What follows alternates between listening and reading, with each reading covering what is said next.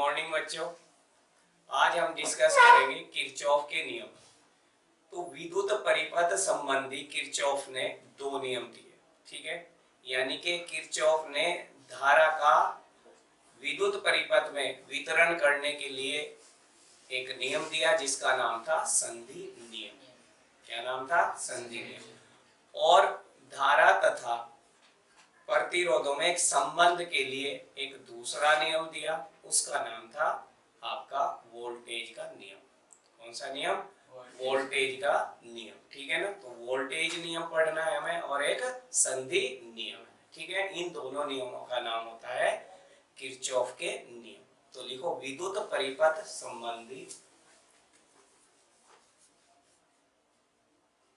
विद्युत परिपथ संबंधी किरचॉफ के नियम।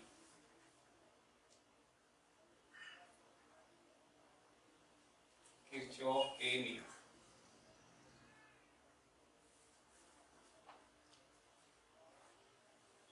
और फर्स्ट हेडिंग लगाओ संधि नियम।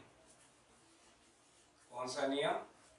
संधि नियम, या इसको दूसरा नाम कहते हैं धारा नियम। क्या कहते हैं? संधि नियम या धारा नियम या नोडल नियम। तो तीन नाम यहाँ पर प्रथम नियम के आ जाते हैं, जिसको शॉर्ट में बोलते हैं KCL। क्या कहते हैं? K means Kirchhoff, C means current और L मींस लॉ।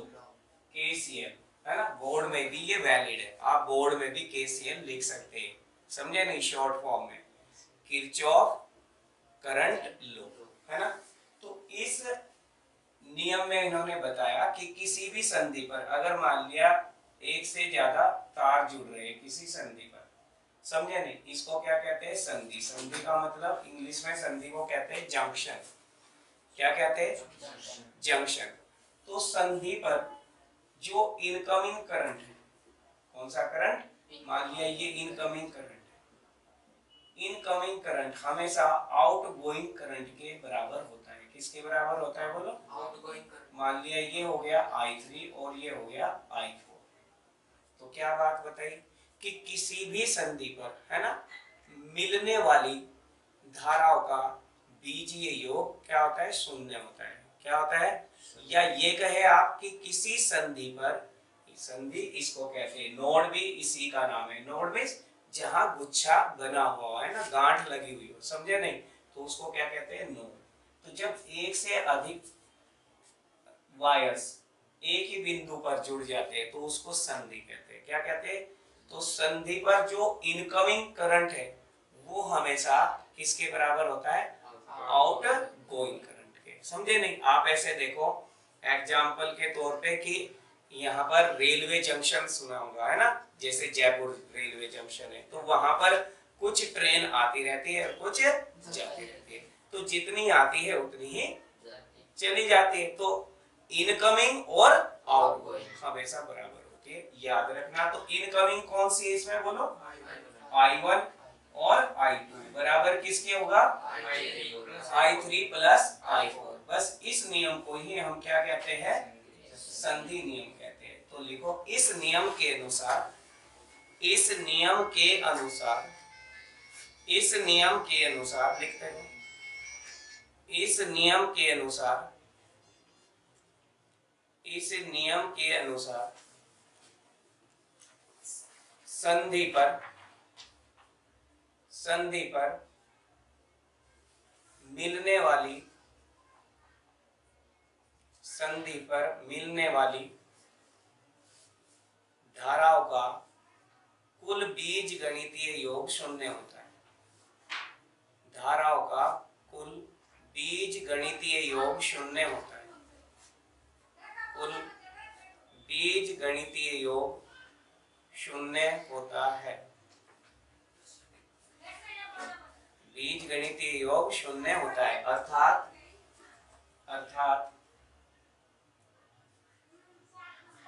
इनकमिंग,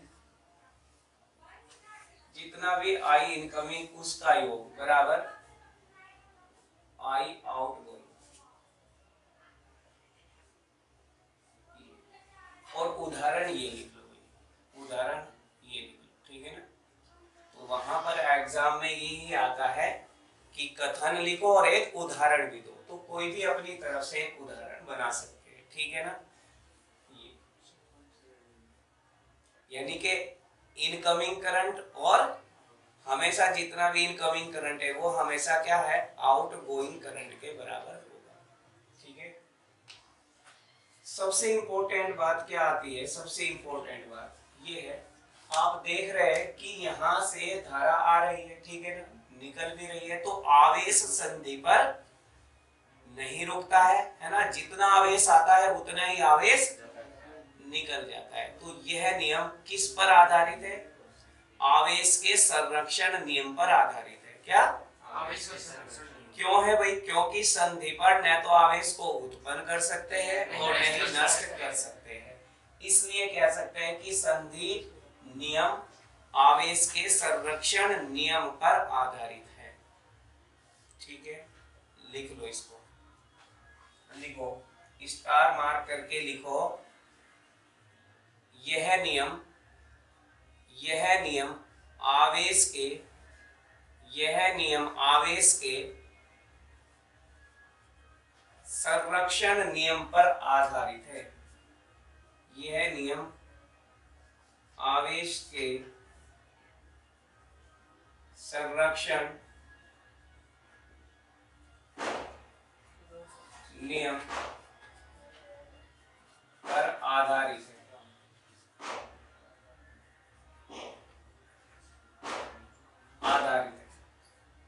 अब दूसरा नियम होता है किरचॉफ वोल्टेज लॉ, है ना। तो हम लिखेंगे विभव नियम, किरचॉफ विभव नियम, किरचॉफ विभव नियम, यानी कि केवीएल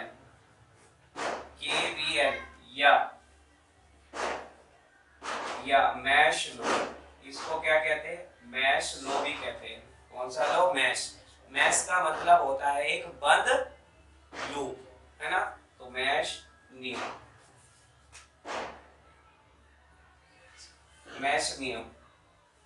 अब ध्यान से सुनो, ये मैश नियम होता क्या है, हमेशा ये एक बंद लूप के लिए लागू होता है। इसके लिए यानी कि कोई जो विद्युत परिपथ है उसका अगर एक भाग ले और वो क्या है, एक बंद लूप बनाता है, क्या बनाता हो, तो इस नियम में क्या, बंद लूप में जो विभव में परिवर्तन है, किसमें परिवर्तन है, विभव में जो परिवर्तन होता है उसका योग हमेशा क्या होता है, शून्य होता है। क्या होता है उसका योग, शून्य होता है। यानी कि यहाँ पर तो धाराओं का बीजगणितीय योग शून्य था, और यहाँ पर विभव में परिवर्तन, विभव में परिवर्तन का बीजीय योग शून्य होता है। लिखो, इस नियम के अनुसार, इस नियम के अनुसार,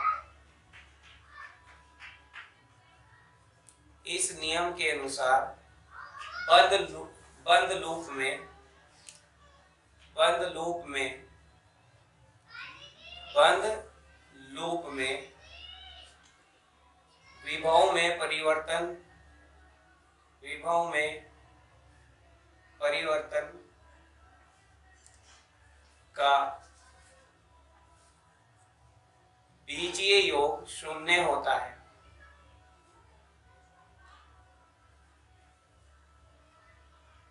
बीजीय योग शून्य होता है, बीजीय योग शून्य होता है। तो अब इसका हम अर्थात सिग्मा डेल्टा वी बराबर शून्य, सिग्मा डेल्टा वी बराबर शून्य, सिग्मा डेल्टा वी बराबर शून्य। अब इसको देखो, उदाहरण लेके हम समझते हैं, ध्यान से समझना इसका उदाहरण, और ये नियम बहुत ही इंपॉर्टेंट है।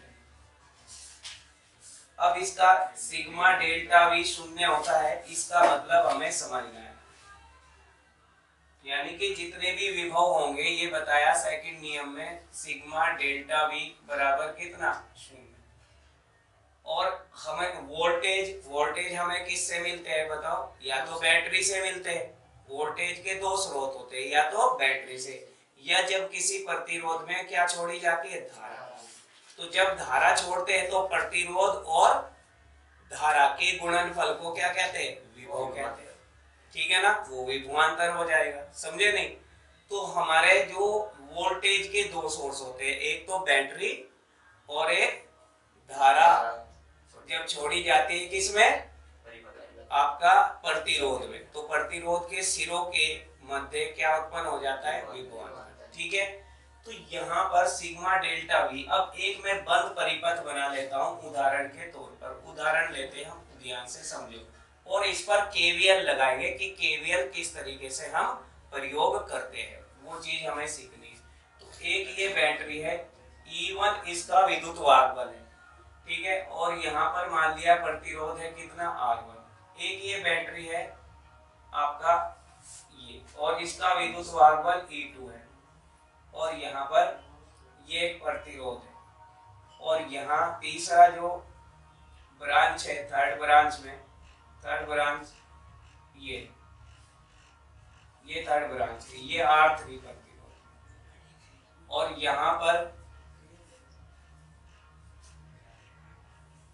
ये है फोर्थ ब्रांच। अब देखो ध्यान से, यहाँ पर ये एक परिपथ का एक हिस्सा दिखाया गया है, एक लूप दिखाया है, इस लूप का नाम है A B C D A। पूरा लूप कहाँ से बंद हो रहा है, A से चलो और A पे लौट के वापस आ जाओ, है ना, इसको कहते हैं बंद लूप। हमेशा बंद लूप होना चाहिए, A से चलना है A पर ही आना है, B से चलना है तो B पर ही आना है, तब बंद लूप बनेगा। समझ में आई बात। तो ध्यान दो, यहाँ पर ये लेट कर लिया R3, ये R4, और ये कितना बोलो, E1 E2, और ये आ जाएगा कितना बोलो, E3, इतना आ जाएगा बोलो, E3। समझ में आ गई बात। अब ध्यान दो, ये टर्मिनल कैसा है, प्लस का, ये टर्मिनल कैसा है, माइनस का। अब धारा का प्रवाह मान लेते हैं इसमें, मान लिया इस ब्रांच में धारा कितनी प्रवाहित हो रही है, I1, और ये I1 धारा यहाँ से गई और यहाँ से वापस निकल गई सपोज, ठीक है ना, और नेगेटिव में कन्वर्ट करती है। अब सुन लो, ऐसा नहीं, क्या है, जब हम एक बैटरी जोड़ेंगे, जब प्रतिरोध एक सिंगल होता है, कौन सा, जब प्रतिरोध सिंगल बताया था मैंने और बैटरी जोड़ी थी तो किस में प्रवेश कर रही थी, माइनस में, और किससे निकलती थी, प्लस में। अब इसीलिए जटिल परिपथ कहलाते हैं, इनमें धाराओं का क्या है, डायरेक्शन किसी भी तरफ हो सकती है। और मैंने बताया था अगर चार्जिंग केस होता है, कौन सा केस, तो प्लस में तो एंटर करेगी धारा और किससे बाहर निकलेगी, माइनस से। और अगर डिस्चार्जिंग केस होता है तो किस में एंटर करती है, माइनस में एंटर करती है और प्लस में से निकलती है। तो ये कभी दिमाग में मत लाना, समझ में आई बात। ये तो हमने ये धारा मानी, तो यहाँ पर ये मान लिया I2 धारा, इसमें ब्रांच में I2 धारा है, ये I2 धारा यहाँ गई, I2 यहाँ, और यहाँ से ये वापस निकल जाती है। समझ में आई बात। और ये यहाँ पे धारा मान लेते हैं I3, और ये I3 धारा यहाँ पर गई, ये I3 इस प्रतिरोध में, और यहाँ से धारा आ रही है कितनी बोलो, I4, और ये इसमें है I4। तो ये तो हमने एक अपनी तरफ से एक धारा का वितरण कर लिया। समझ में आई बात। आपको इस तरीके से धारा का वितरण दिया गया है। अब जब हम न्यूमेरिकल करेंगे तो ये पूरा वितरण बताएंगे कि किस तरीके से वितरण होता है जब एक से अधिक बैटरी आ जाए। वो कहानी केवल एक बैटरी की थी, अब बैटरी बहुत आ गई है। समझ में आई बात। तो एक से अधिक अगर बैटरी आ जाती है तब ये जटिल परिपथ कहलाते हैं। कैसे परिपथ, जटिल। और इन जटिल परिपथ को सोल्व करने के लिए ही किरचॉफ ने क्या अपने दो नियम दिए, एक नियम धारा का और एक वोल्टेज का। समझ में आई बात, ठीक है ना। ये तो यहाँ पर आप किसी एक पॉइंट से चले, है ना, किससे चले, ए पॉइंट से चले, ए ही पॉइंट पर लौट के आ गए, ए पॉइंट से चले और ए ही पॉइंट पर लौट के आ गए, तो हमें वोल्टेज लिखते जाना है। क्या? तो वोल्टेज किससे मिलेंगे? बैटरी से मिलेंगे। एक किससे मिलेंगे वोल्टेज? बोलो। प्रतिरोध से। कैसे मिलेंगे? यहाँ पर जहां जहां प्रतिरोध हो, धारा कैसे प्रवाहित हो रही है? बोलो। ए से बी की तरफ। तो ये वाला बताओ सिरा कैसा होगा, प्लस या माइनस? धारा हमेशा अधिक विभव से, तो इस प्रतिरोध में ये अधिक विभव पर हो गया, ये क्योंकि धारा इस तरफ जा रही है, तो ये प्लस हो गया, ये माइनस। तो यहाँ पे किस धारा इस तरफ है, क्योंकि कितनी I1 चिपका दो R1 पे। तो वोल्टेज बताओ, इसके वोल्टेज कितने बन गए? प्रतिरोध R1 के सिरों के मध्य I1 R1। इसलिए आप हमेशा जब भी KVL लगाओ तो जहां जहां प्रतिरोध है वहां पे क्या चिपका दो? धारा, उस ब्रांच की धारा। यहाँ पे कितनी धारा है? I2 इस ब्रांच में, तो इस पे कितनी धारा चिपका दो? बोलो I2। बोलो समझ में आई नहीं? यहाँ कितने वोल्टेज मिल गए? कितने वोल्टेज मिले? I2 R2। और ये कैसा हो गया? बोलो प्लस, ये माइनस। लगाते जाओ, समझ लो ध्यान से। ये तो हमें पता है ये माइनस है, ये प्लस है, लेकिन अभी हमें प्लस माइनस किस पे लेने हैं? प्रतिरोध पे। अब आप आ जाओ यहाँ, धारा C से D की तरफ, तो ये क्या हुआ? प्लस, और ये माइनस। कितनी धारा है? I3। तो कितने वोल्टेज मिले? I3 R3। समझ में आ गई बात? ये तो डायरेक्ट दे देगी बैटरी वोल्टेज। तो अब यहाँ पे आ जाओ, धारा कैसे प्रवाहित हो रही है? A से किसकी तरफ? बोलो A से B की तरफ। तो A से B की तरफ है, तो ये धारा है, तो धारा कितनी है? बोलो I4। तो वोल्टेज हो गए कितने? I4 R4। समझ में आ गई बात? अब देख लो, अब कुल बीजगणितीय योग करेंगे हम इनका। क्या करेंगे? अब KVL इस लूप के लिए अब आपको कैसे घूमना? मान लिया A से आप इस दिशा में घूमे, किस दिशा में? कहां से चले आप? A से। कहां से चले? A से। तो A से चले और लौट के कहां आए? तो विभवांतर कितना हो गया? 0 हो गया। A से चले थे, A और A का अंतर, अंतिम बिंदु भी यही है, प्रारंभिक बिंदु भी कितना है? तो VA माइनस VA बोलो इक्वल टू कितना आ गया? 0 आ जाएगा। अब ये कैसे? देखो, अब मैंने VA, ये तो हो गया 0 हो जाए, क्योंकि यहाँ पे 0 लिख देंगे। तो VA माइनस, इसका मतलब क्या है? A से चलना है और A पर ही आना है। अब चलो जी A से चले, रास्ते में कौन सा साइन मिला? बैटरी का प्लस। तो प्लस के हो गए वोल्टेज, कितने हो गए जी वोल्टेज प्लस के? पहला साइन प्रतिरोध का कौन सा मिला? प्लस का। तो ये यहाँ पे वोल्टेज कैसे हो गए? बोलो I1 R1। आगे बढ़ते जाओ, अब तो कैसा मिला? बोलो माइनस का E1। आगे बढ़ते जाओ, बोलो प्लस आएगा माइनस आएगा, कितना आएगा? माइनस माइनस, ये E2 आ गया, और ये कितना आएगा? I2 R2। हाँ, I2 और R2 माइनस का I2 R2। आगे बढ़ो, ये कितना आएगा? Plus I3 into R3। ये ऐसे जाना, अपनी डायरेक्शन ये है, समझे नहीं? चाहे आप क्लॉकवाइज चले, चाहे आप और किसी भी पॉइंट से घूमे, चाहे A से, चाहे B से, चाहे C से, चाहे जिस पॉइंट से आप चलेंगे उसी पॉइंट पर लौट कर आना है। समझ गए नहीं? आगे बढ़ो, यहाँ आ गए B से, अब ऐसे, तो ये कौन सा? ये करंट की डायरेक्शन थी, तो ये प्लस और ये माइनस, तो कैसा आएगा? बोलो माइनस का कितना? I4 R4। फिर कैसा आएगा? बोलो माइनस का कितना आएगा? E3। और कहां पहुंच गए? तो देखो इक्वेशन क्या बन गई? ये तो 0 हो गया। अब टोटल इक्वेशन आ गई E1 plus I1 R1 minus E2 minus I2 R2, और प्लस में कितना? I3 और R3 minus I4 R2 minus E3 equal to बोलो 0। बताओ I4 के साथ, हाँ R4, I4 into R4 equal to कितना आ गया? बोलो 0 आ गया। समझ में आ गया? KVL अप्लाई करना, यानी कि ये लूप 1 मान लो, तो लूप 1 पर KVL लगाने पर, लूप 1 पर क्या? KVL लगाने पर, कभी भी लूप में जब भी KVL लगाए, है ना, तो इस तरीके से लगाना है। सबसे पहले हमें क्या करना है? जो प्रतिरोध है ना, उनमें धारा का वितरण करना है ना, प्रतिरोध में धारा का वितरण करना है। अगर दिया गया है तो बहुत अच्छी बात है, और अगर नहीं दिया गया है तो फिर बैटरी देखेंगे कितनी बैटरी है ना। समझ में आई बात। तो बैटरी देखने के बाद जो बड़े वोल्टेज की बैटरी है ना, उससे धारा वितरित करेंगे। किसमें? नेगेटिव में एंटर करेगी और पॉजिटिव से बाहर निकलेगी, उसके अकॉर्डिंग सब में धारा बांटेंगे। समझ में आई बात।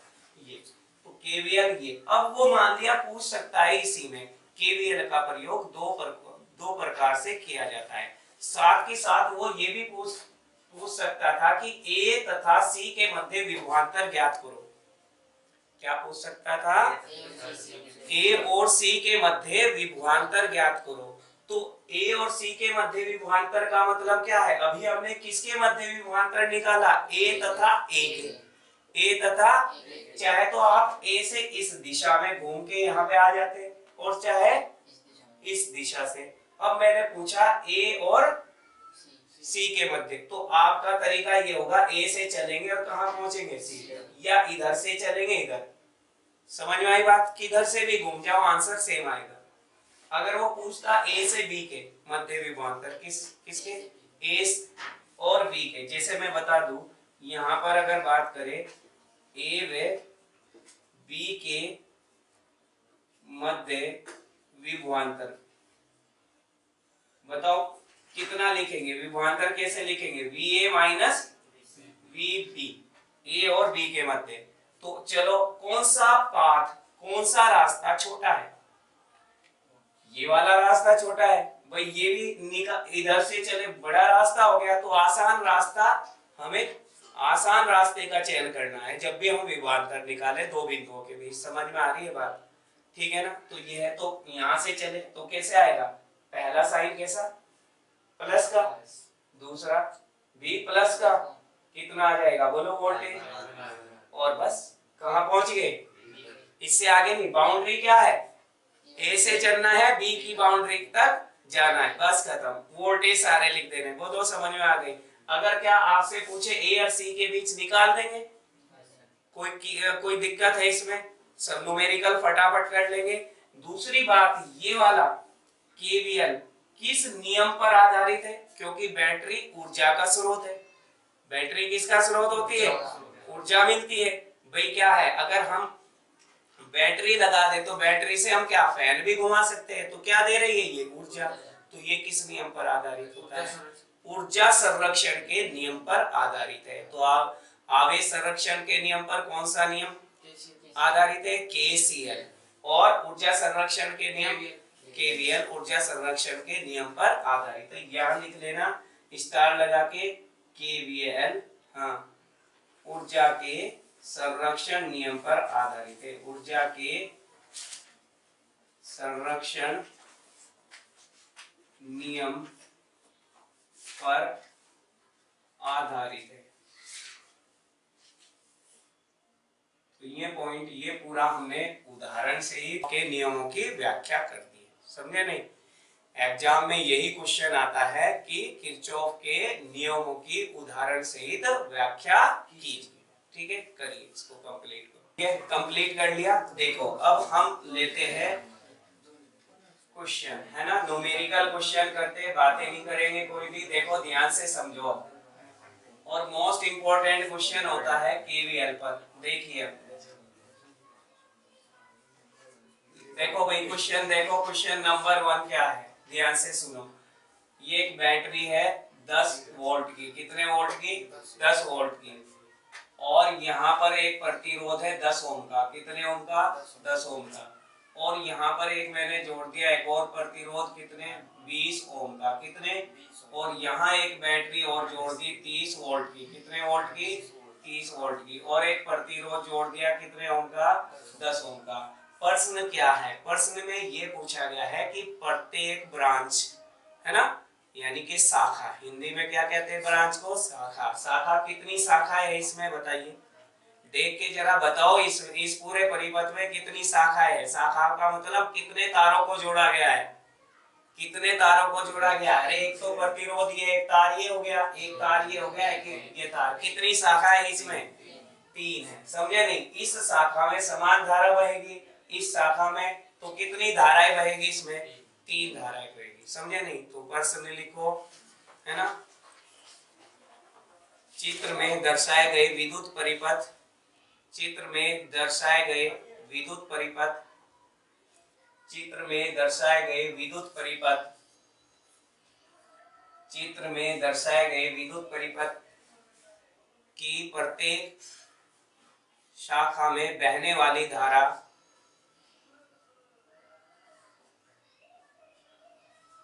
की प्रत्येक शाखा में बहने वाली धारा के मान ज्ञात कीजिए, के मान ज्ञात कीजिए, के मान ज्ञात कीजिए, के मान ज्ञात कीजिए। लिख लिया प्रश्न। अब देखो ध्यान से समझ लो, है ना, ये प्रश्न है, आपको ऐसे मिलेगा, समझ गए नहीं। अब ये बिल्कुल, अब इसमें सबसे पहले तो धारा नियम लगाएंगे। कौन सा नियम? अब इसमें ये देखेंगे बैटरी कितनी है, कितनी बैटरी है बताओ? 2 बैटरी है ना। बड़े वोल्टेज की बैटरी कौन सी है? नीचे वाली है। अब समझ लो, अब सारा कॉन्सेप्ट बिल्कुल क्लियर हो जाएगा। नीचे वाली तो जैसे घर में ताऊजी होते हैं, क्या होते हैं? ताऊजी होते हैं ना। तो पूरा परिवार किस पे निर्भर होता है? ताऊजी पे, है ना। आप अपने पापा से नहीं फिर पैसे मांगेंगे, खर्च किसके जिम्मे रहेगा? ताऊजी से। तो ताऊजी ही देगा सब खर्च। वैसे ही यहाँ पे ताऊजी कौन है? बड़े वोल्टेज की बैटरी है। क्या है? तो ये बड़े वोल्टेज की बैटरी ही सबको धारा सप्लाई करेगी। तो ताऊजी कौन सी होगी यहाँ? 30 वोल्ट की बैटरी। अब क्या करेंगे? अब वो अपना फंडा लगाओ जो मैंने बताया था। धारा किस में घुसेगा बोलो? नेगेटिव में। तो यहाँ से ये चलेगा।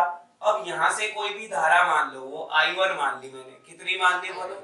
I1 धारा यहाँ मान ली। बोलो समझ में आई नहीं बात? है ना। I1 अब यहाँ इस संधि पर आई धारा। किस संधि पर आई? इस संधि पर। कितनी धारा ली मैंने इस बैटरी से बताओ? I1 ली। अब इसमें आएगी तो 2 भागों में बटेगी। कितने भागों में बटेगी? मैंने कहा इस भाग में धारा पहुंच गई I2। तो सोच के ध्यान से, ये इसमें कौन सा नियम लगा रहा हूं? किस नियम के अनुसार काम कर रहा हूं बोलो? धारा नियम। तो यहाँ पे धारा कितनी जाएगी सोच के बताना। इस ब्रांच में यहाँ कितनी थी धारा? I1। कितनी निकल गई? तो यहाँ कितनी बची? I1 minus I2। समझ में आ गया? तो यहाँ धारा कितनी होगी बोलो? I1 minus I2। बताओ निर्धारण करना समझ में आ गया या नहीं? वितरित करना धारा को। अब देख लो, ये I2 यहाँ आएगा इस जंक्शन पे। क्या हो रहा है? इनकमिंग। ठीक है, ये भी इनकमिंग। अब इनकमिंग होगा तो प्लस होगा, और प्लस होगा तो देखो यहाँ पर कितना बनेगा? जब I2 यहाँ आया, I1 माइनस I2 यहाँ आया, तो यहाँ बताओ कितना आएगा? तो लिया कितना था? दिया कितना? तो समझ में आ गया आवेश संरक्षण का नियम भी। तो परिपथ में धारा का वितरण कर सकते हैं या नहीं? अगर नहीं दिया हुआ, चाहे कितनी भी बैटरी दे, तो कौन सा क्या ढूंढ लेते हैं? ताऊजी को ढूंढ लो। यानी कि बड़े वोल्टेज की बैटरी से सप्लाई करो सबको। समझ में आ गया बात? है ना। अब तो बहुत आसान हो गया। अब कौन सा नियम लगा दो? केवीएल। कितने लूप बने हुए हैं? कितने लूप बने हुए हैं? 2 लूप बने हुए हैं, है ना। कितना? एक लूप 1 नाम दे दो, इसका नाम क्या दे दो? 2। ठीक है ना। अब वो तुम्हारी मर्जी है, तुम किस लूप से घूम रहे हो। ऐसे घूमना घूम लो, ठीक है। इसमें भी ऐसे घूम जाओ। बोलो समझ में आई नहीं? तो लूप 1 के लिए, किसके लिए? लूप 1 पर केवीएल लगाने पर, केवीएल लगाने पर, लगा दो जी लगाने पर। अब कैसे? देखो, अब देखो वही धारा। अब ध्यान दो पूरे परिपथ को। ये क्या हो गया? प्लस। ये क्या हो गया? माइनस। धारा ऐसे ये प्लस हो गया, माइनस। चिपकाओ धारा को। कितनी धारा है? I1 माइनस कितना? I2। समझ में आ गई बात? यहाँ पे ये कैसा है? प्लस, और ये कैसा है? माइनस। धारा को चिपकाओ। कितनी है? I2। बोलो समझ में आई नहीं बात? यहाँ पे धारा ऐसे है, तो चिपकाओ धारा को। कितना? I1। चिपका लो तो अच्छी बात है, और फिर प्रैक्टिस हो जाएगी। बिना चिपकाए भी काम चल जाएगा, है ना। तो ये समझ में आ जाएगी। कभी कभी आप मिसिंग कर जाते, छोड़ देते, 10-10 लिख देते, धारा को हटा देते। ये तो प्रतिरोध है, हमें तो वोल्टेज लिखना है। क्या लिखना है? तो समझ में आ गई। ये प्लस हो गया, ये माइनस, ये प्लस, सारे प्लस माइनस कर लिए हमने। अब देखो केवीएल पर, अब कहीं से भी चलो, कहीं से भी चलो, ये हो गए पॉइंट। बोलो समझ में आई नहीं बात? यहाँ से चल ले, घूम के यहीं पे आ जाए, तो एक साइड में तो आ गया 0। क्योंकि जहां से चलेंगे यहाँ से चले। कितना आया बोलो फटाफट बोलो। 10 प्लस का आगे बोलो जल्दी बोलते जाओ। प्लस का 10 मल्टीप्लाई कितना बोलो i1 माइनस i2 यहाँ आगे फिर कितना आएगा बोलो माइनस का कितना आएगा बोलो माइनस का 20 इंटू कितना i2 यहाँ आ गया फिर यहाँ आ गया पूरा हो गया। ठीक है जहां से चला था 0। अब इसमें क्या i1 i2 में समीकरण बना सकते हो आप बना सकते हैं देख लो जी 10 i1 अब किससे डिवाइड कर दो इसको पूरे को बोलो। अगर समीकरण किसी है ना टेबल से डिवाइड हो रही है तो कर दो किससे डिवाइड हो रही है 10 से 10 एकम 10 एकम 10 है ना ये बोलो समझ में। अब देखो यहाँ पे i1 है कितना है बोलो i1 फिर वही यहाँ पे कितना है माइनस i2 और यहाँ माइनस का कितना i2 है 2i2 तो कितने हो गए 3i2 अब कितना बचा 1 को उस तरफ भाई 1 बच रहा है ना इसको किस तरह भेज उस तरफ दूसरी साइड में भेज दो किस तरह -1 इक्वेशन 1 समझ में आ गई बात। एक लूप से एक समीकरण बन गई। अब दूसरे लूप से अब इसको यहाँ से चलो यहाँ से चले दूसरे लूप पर तो लूप किस पर बोलो लूप 2 पर हाँ बोलो KVL लगाने पर क्या लगाने पर KVL लगाने पर लगाओ जी 20 प्लस के माइनस के प्लस वेरी गुड। यहाँ से आओ अब यहाँ चलेंगे यहाँ से घूम के यहीं पे आना है तो प्लस के प्लस के 10 i1 वेरी गुड। अब यहाँ माइनस से प्लस है ना तो कितना -30 इक्वल टू 0 वेरी गुड। अब 0 से 0 उड़ा दो पूरी समीकरण से तो क्या मिलेगी समीकरण i1 प्लस i2 बराबर 3 i1 प्लस i2 बराबर 3 कितना मिल गया 3 ये यहाँ पर देखो ये 2i2 है कितना है 2i2 इक्वल टू 3 समीकरण आगे कितने सेकंड। अब बताओ समीकरण 1 और 2 को आप हल कर सकते हैं और समीकरण 1 और 2 अगर हल हो जाती है तो आप बताओ R1 जो पहला 10 ओम का इसको अगर मैं R1 कहूं पहली ब्रांच में बताओ विद्युत धारा बता सकते हैं क्या कोई पहली ब्रांच में ब्रांच के चाहे नाम दे लो आप कौन सी ब्रांच ये नाम दे लो A ये नाम दे लो क्या ये A यहाँ से दे लो A ये क्या मान लो B समझ में आई बात तो ये भी होगी और ये क्या नाम दे लो CD क्या नाम दे लो CD ठीक है ना या प्रतिरोध के नाम दे लो कुछ भी प्रतिरोध के नाम दे सकते हैं। ये प्रतिरोध कितना है R1 ये प्रतिरोध क्या है R2 ये प्रतिरोध क्या है तो बता देंगे कि R1 प्रतिरोध में कितनी धारा प्रवाहित हो रही है कितनी होगी कितनी धारा प्रवाहित I1 और I2 जो आएंगे उनका अंतर ले लेना समझ में आई बात।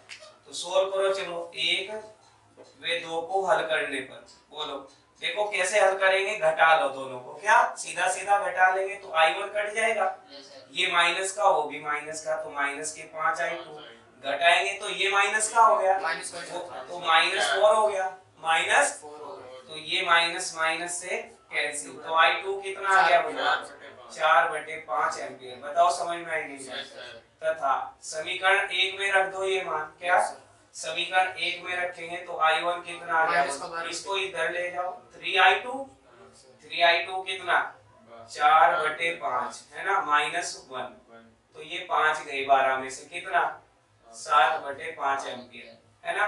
तो i1 भी पता चल गया i2 भी पता चल गया तथा अब क्या क्या निकाल लेंगे i1 माइनस i2 तो i1 कितना 7/5 और ये 4/5 तो 3/5 एम्पीयर। तो अब बताओ R1 में बहने वाली धारा कितनी हो गई R1 में बहने वाली धारा कितनी आ गई 3/5 एम्पीयर और R2 में बहने वाली धारा 4/5 एम्पीयर और R3 में बहने वाली धारा 7/5 एम्पीयर। अब दूसरा क्वेश्चन नया इसी में हम मोड आपका इसी में ट्विस्ट कर सकते हैं। दूसरा क्वेश्चन में अगर ये पूछूं C और D के मध्य विभवांतर ज्ञात करो C और D के मध्य विभवांतर ज्ञात करो बताओ। तो C से चलेंगे भाई किससे चले VC माइनस VD बराबर क्या लिखेंगे BC माइनस VD बराबर कितना लिखेंगे 20 इंटू I2 प्लस का 20 गुना I2 आपके पास ही है, I2 आपके, तो चाहे निकाल लेना जो C और D के बीच विभाजन कराएगा वही A और B के, इस तरफ से चल के निकाल के देखना प्रैक्टिस, फिर इस तरफ से चल के निकाल के देखना क्या आएगा, विभवांतर समान। समझ में आ गई बात?